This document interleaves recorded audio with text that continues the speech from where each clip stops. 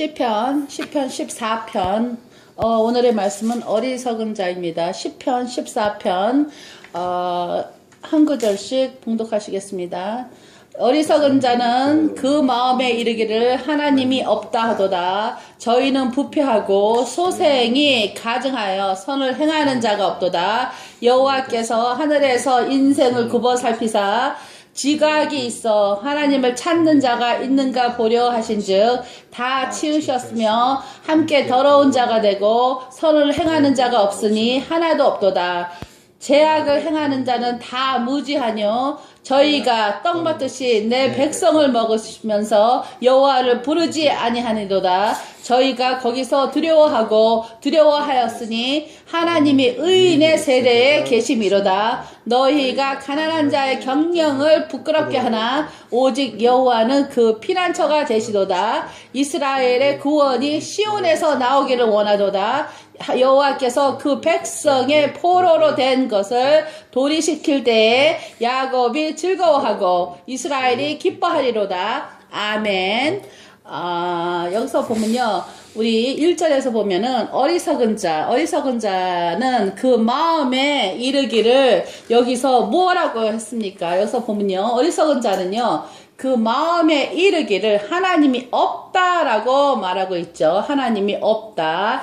이렇게 하나님이 없다라고 말하는 것은요, 이론적인 무신론과 구별되는 실제적인 무신론을 의미하고요. 왜냐하면 그들의 마음에 말한다고 한 것은요, 입으로 발설하지 않아도 그들의 생활의 방종성이 하나님을 부정하고 있음을 가리키는 표현이기 때문입니다. 이와 같이요, 생활로 하나님을 부인하는 실제적인 무신론이야말로 우리 성도들이 깊이 경계해야 할 죄악이죠. 사실 엄격한 논증으로 주장되었다는 이론적인 무신론은요, 그 자체가 불가능하고요. 그러므로 언제든지 신앙적인 실질적인 무신론이었다라는 것입니다. 우리가요, 1절에서 4절 보면요, 무신론자들이 저지르는 죄악이 4가지가 있는데요. 이것을 보면요, 성경 본문에서 실제적 무신론자들이 저지르는 죄가 4가지로 나와 있는데, 첫째는 선을 행치 않는 것입니다. 선을 행치 않는 것. 그게 1절에서 3절에 나오죠. 둘째는 하나님을 알아보려고 힘쓰지도 아니하는 것입니다. 그게 2절에 나옵니다. 세 번째는요, 하나님의 백성을 착취하고도 핍박하는 것입니다. 그거는 4절에 있죠. 네 번째는 하나님께 기도하지 않는 것, 그것도 역시 4절에 있습니다. 오늘날 비록 입술로는 하나님을 부르고 있으나 생활에 있어서는 이러한 죄악을 저지르는 사람들이 있다는 것입니다. 우리가 1절에서 보면요, 어리석은 자는요, 어리석은 자란 정신 박아야가 아니라요, 도덕적으로 무지하게 행해지는 자를 뜻하고요. 즉 그는 신학적인 무신론자가 아니라 도덕적인 무신론자입니다. 이런 자들이 세상적으로 볼 때 오히려 해악과 지혜가 있어서 탁월한 자일 수도 있죠. 이런 자들이 비록 세상에서 우레와 같은 박수 갈채를 받는다 하더라도요, 성령께서는 그들을 어리석은 자로 정죄하신다는 것입니다. 그게요, 고린도전서 1장 20절에 나오는 말씀입니다. 우리가요, 1절에서 보면 마음의 무신론은 어떤 생활을 나타나죠? 여기서요, 마음의 무신론은요, 부패하고 소행이 가증하여서 선을 행하지 못하는 생활로 나타나는 것입니다. 여기서 부패란 스스로 회복할 수 없이 썩은 것을 의미하는데요. 또한 소행이 가증하다라는 것은요, 한두 가지가 아니라 전 생활이 가증스러울 정도로 더럽혀졌다는 뜻이에요. 이처럼 마음으로부터 하나님을 부정하는 자들은요, 마치 악한 나무가 악한 열매를 내듯이 도덕적으로 타락되어 줄 수밖에 없다는 것입니다. 우리가 2절에서 보면 여호와께서 무엇을 굽어 살핀다고 하셨죠. 여기서 보면요, 하나님께서는요, 하늘에서 인생을 굽어 살핀다고 하셨어요. 인생이요. 여기서 인생이란 말은요, 지상에서 거주하는 모든 사람을 포함하는 의미로 사용됐는데, 따라서 하나님께서는요, 탁월하시고 통찰력으로 유대인뿐만이 아니라 온 세계의 인류를 감찰하시는 것입니다. 또 이러한 하나님의 눈길에서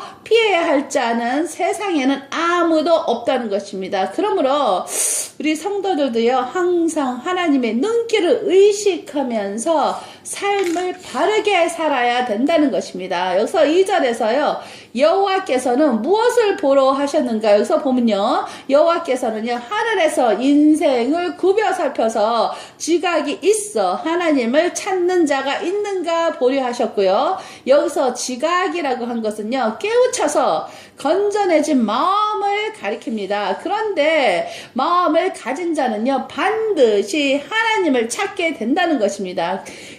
그런데 대부분 사람들은요, 자신의 직접적인 능력을 헛된 목적에 사용하기 때문에 하나님을 찾지 못한다는 것입니다. 우리 성도들은 하나님의 지각이 더 예민해지기를 기도하면서요, 하나님을 찾도록 우리가 항상 힘써야 된다는 것입니다. 여기서 3절에 보면요, 치우셨다라고 함이 있는데요, 치우치다라는 것은 어떤 음식이 변하여서 상했다는 의미를 갖고 있고요.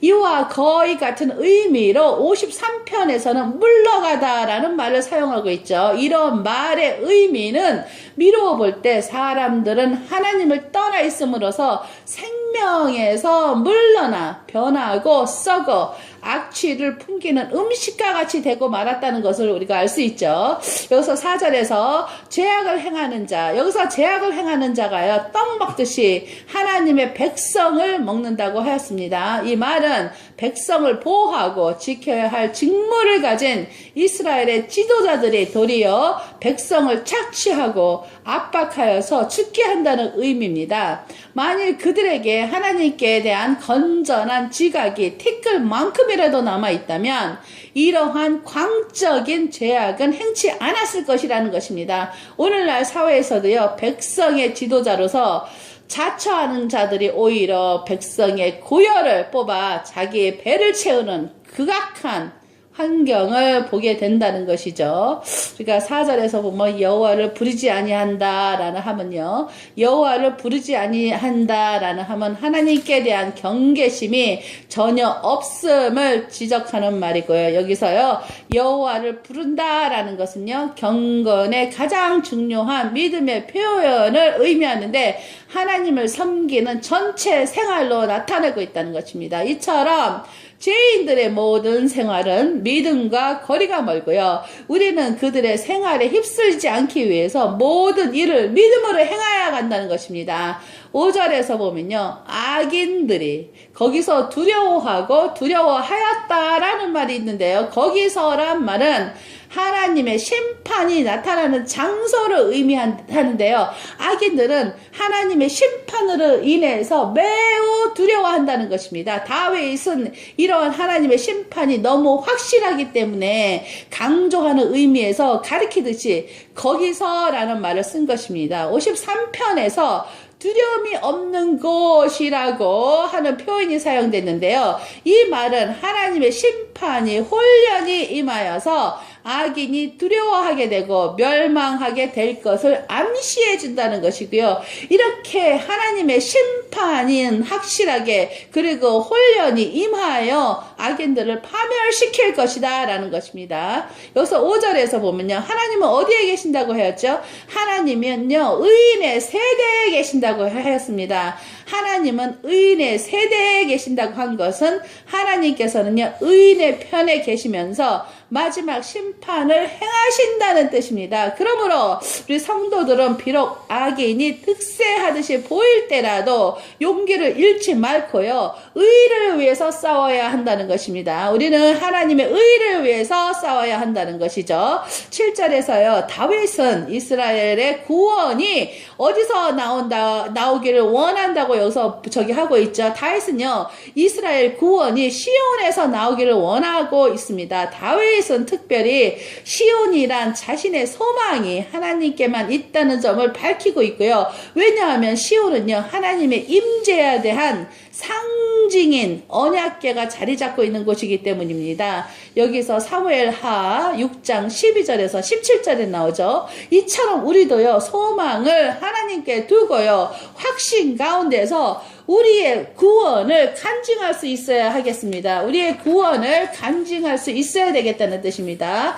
그리고 우리가 7절에 보면요, 어느 때에 야곱이 즐거워하고 이스라엘이 기뻐한다고 하였죠. 여기서요, 여호와께서는 그 백성의 포로된 것을 돌이키실 때 야곱이 즐거워하고 이스라엘이 기뻐하리라고 하였습니다. 여기서요, 백성의 포로가 된 것을 돌이킨다라고 한 것은 바벨론 포로 시절에 대한 것이 아니라 포로된 상태와 같은 비참한 상태에서 하나님의 은총과 축복 가운데서 인도하신다는 것입니다. 이와 같이요, 하나님께서는 자기 백성이 어느 곳에 흩어져 있든지 그들을 대적으로부터 보호하시며 은총과 축복 가운데로 인도하시면서요, 하늘의 기쁨과 즐거움을 누리게 하여 주실 것입니다. 아멘. 오늘의 말씀은요, 여기까지입니다.